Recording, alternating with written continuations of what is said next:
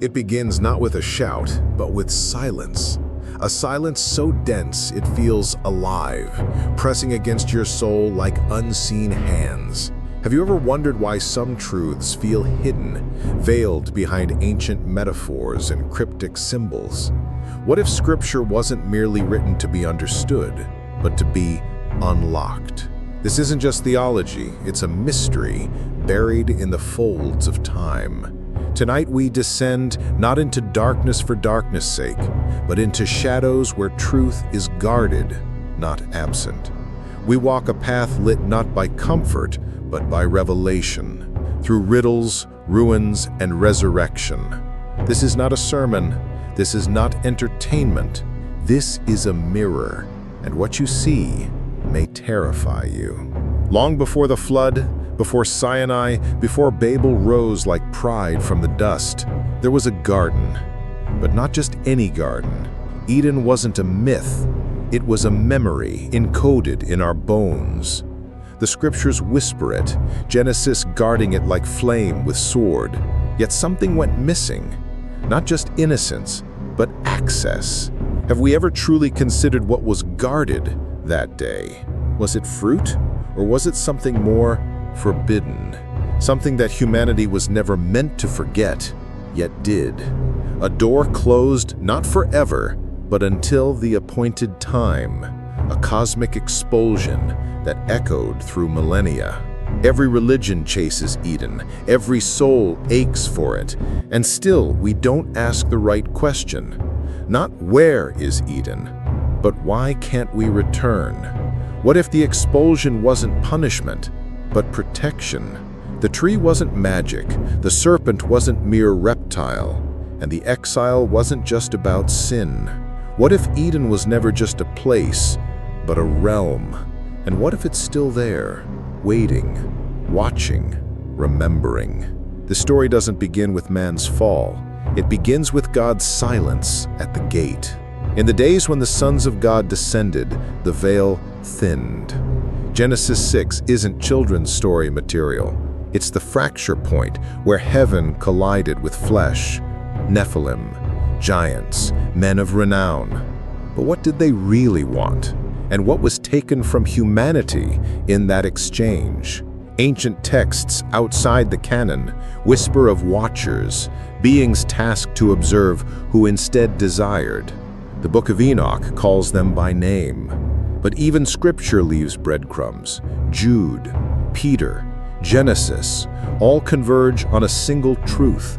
Not all angels remained loyal. Their descent wasn't mere rebellion, it was invasion. They didn't just teach mankind, they altered it. Metallurgy, sorcery, war, knowledge not gifted, but stolen. Given not in love, but in lust. And for that crime, they were bound, chained in darkness awaiting judgment. Yet their children roamed free, monstrous and half-divine, until the flood silenced their breath. But some echoes remain. What if the flood wasn't about water, but about cleansing corrupted bloodlines? What if modernity is just Babel rebuilt with algorithms? Cain didn't just murder Abel. He silenced the first priest, the first altar soaked with innocent blood, crying out louder than any prayer. And heaven responded, not with wrath, but with a mark, a divine hesitation. Why? Throughout Scripture, blood speaks. From Abel to the Lamb of Revelation, blood is not just substance, it is sentence. It binds, it accuses, it redeems. So why does blood disturb us? Because deep down, we remember.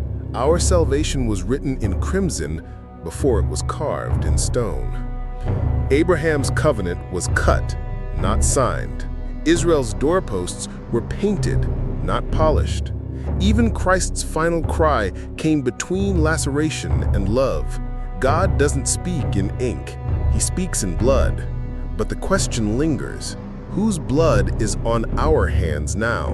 Not figuratively, literally. What altars do we feed with sacrifice today? And do we dare call it progress? In every age, an altar demands The only question is, who's offering and who's being offered? The mountain trembled, thunder cracked the heavens, and yet, amidst the terror, a deeper silence fell. God had descended, but the people stepped back. Why? Were they afraid of holiness or of what it might reveal? Moses climbed alone, swallowed by cloud and flame. There, he received more than tablets. He received design, blueprints of worship, veiled echoes of heaven. The tabernacle was not architecture. It was a shadow, a mirror of a higher reality. But Israel wanted idols over golden covenants. What they feared wasn't death, it was intimacy. Sinai was never about distance, it was about invitation. Have we misunderstood reverence, mistaken fear for distance?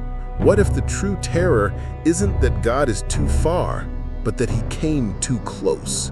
Sinai still calls. The question is, will we climb? In Revelation 5, John weeps. A scroll is sealed and none are found worthy. But what is this scroll? And why is its opening the pivot of all history? The heavens hold their breath. Then a lamb appears, slain, standing, silent. This isn't just prophecy, it's apocalypse, in the truest sense, an unveiling. The scroll represents destiny, divine justice, the culmination of every unseen plan. And only one is worthy to break it, not because of power, but because of sacrifice. The Lamb conquers by being pierced. Authority comes not from domination, but from death. The scroll is not just future, it's us, our story, our redemption, our reckoning. What if our names are not written in ink, but in scars? What if every chapter in history was waiting for one worthy hand? He breaks the first seal, and time itself shifts. Babylon. Her name echoes from Genesis to Revelation. A city built on pride, scattered by judgment, revived by empire. But Babylon is more than location. It's spirit, a system, a seduction. From Babel's tower to Nebuchadnezzar's statue, it rises again and again. It promises unity, offers glory, demands worship. It dresses in wealth, intoxicates with power, and consumes identity. It never says it's Babylon, but its fruit is always confusion.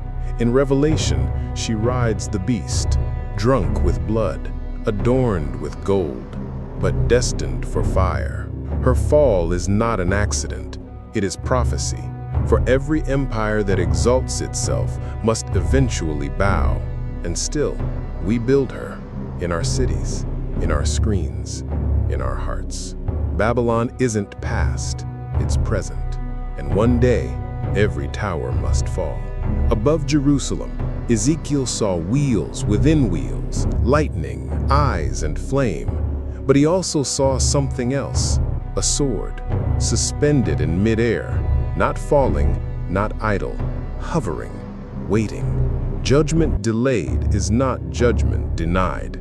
He called it the sword of the Lord, and it wasn't swinging yet. It was pointed, raised, suspended over a people who had grown numb to mercy.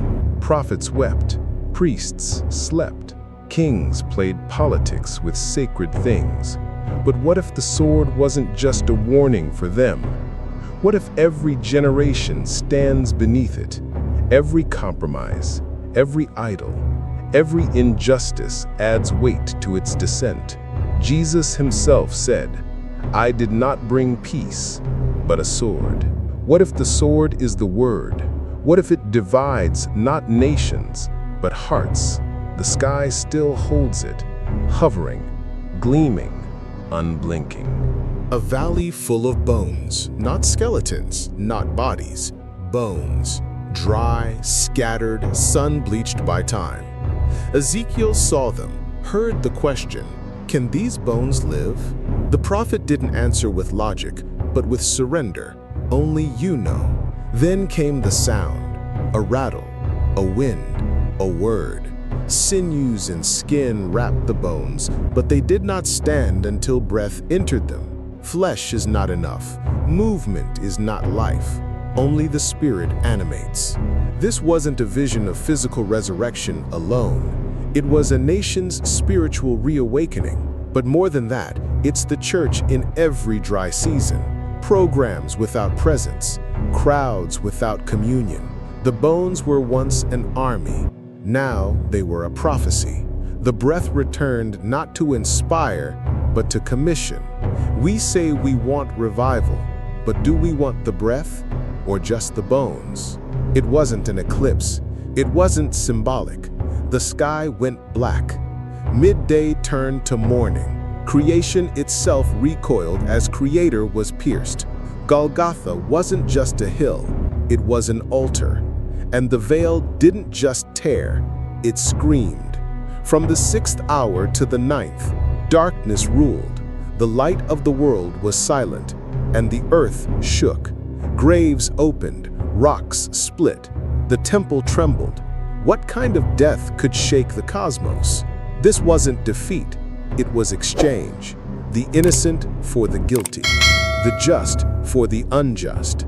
The lamb slain before the foundation of the world, now revealed at the foundation's fracture. The centurion didn't need theology. He saw the sky, the cross, the quake, and confessed what religion had denied. Surely this was the Son of God.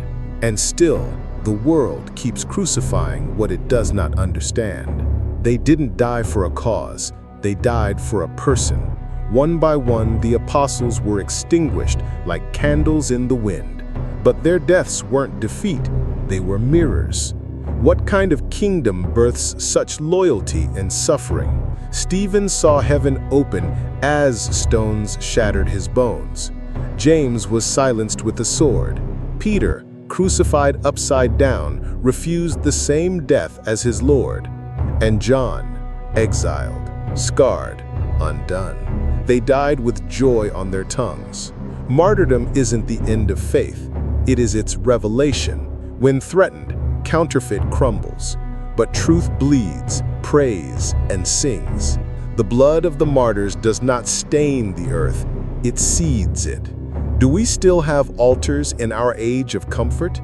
Or have we forgotten that every cross must carry a cost? The early church didn't spread through comfort, but through fire. And still, the echo remains. Worthy is the Lamb. Revelation is not chaos, it is choreography. Trumpets, seals, bowls, a divine countdown disguised as poetry. But between the blasts, something happens. Silence. A holy pause before the world is unmade. 7 trumpets, each one a fracture in reality. Hail, fire, darkness, demons, but also warnings. Mercy wrapped in terror. God doesn't shout first, he weeps. He delays, not wishing any to perish. But what do we do in the silence between trumpets? Build, consume, distract? We mistake the pause for peace, but it is the eye of the storm, a final breath before the trumpet sounds again. The final trumpet will not be delayed forever, and when it sounds, it will not echo, it will end. So we wait, not with fear, with fire. 666. The number echoes through headlines, history, and hysteria. But what if we misunderstood it entirely? What if it's not a barcode or a chip, but a choice? A mark not only on the hand or forehead, but on the soul. Revelation is not obsessed with technology. It's obsessed with worship. The mark is about allegiance, not algorithms. Who do you serve when no one's watching? That's the real seal. The Lamb's followers are marked too, on their foreheads, with his name. It's invisible to the world, but loud in the spirit realm. In the end, everyone is marked, either by fear or by fire. We obsess over the Antichrist, but ignore the imitation. The beast doesn't create, he copies. He mimics Messiah to deceive. False signs, false unity, false peace. And so we ask, are we being shaped by the Lamb or by the lie? She flees, not because she is weak, but because she is chosen. Revelation shows a woman clothed in the sun, chased by the dragon, hidden in the wilderness. But who is she? Israel? The church? Or both? Woven into one redemptive thread, the wilderness has always been God's hiding place. For Elijah, for Moses, for exiles, the place of lack becomes the place of preservation. She is nourished not by bread alone, but by the word whispered in shadows. The dragon rages, spewing rivers, summoning beasts, but he cannot touch what God has hidden. The wilderness is not punishment, it is protection, and the woman endures. We fear the wilderness, but perhaps it is God's mercy disguised as exile. Maybe the church's most powerful days won't be in stadiums, but in secret places. She is not abandoned, she is becoming. Two images, one glorious, one terrifying. The Son of Man descends with a sickle, not to destroy, but to gather. The harvest is ready, wheat bowed in surrender. Then another angel, another sickle, but this time the grapes are crushed. Revelation paints the winepress in blood, as high as a horse's bridle, a symbol not of wrath alone, but of justice delayed no longer. Grace is not infinite, it is urgent, and every mercy refused becomes a judgment earned. The harvest is not metaphor, it is mankind, divided not by deeds, but by allegiance, those who follow the Lamb and those who mock his name. Why are we more disturbed by the winepress than the warning? Maybe because we've forgotten that love without justice is not holy, it's hollow. The sickle swings, the earth groans, heaven watches. A sea of glass mingled with fire. Those who overcame the beast stand upon it, not trembling, but singing. A new Exodus, a new Red Sea, and a new song. What kind of people sing after the fire? They hold harps, not swords. Their victory isn't vengeance, it's worship. They didn't conquer by force, but by faith.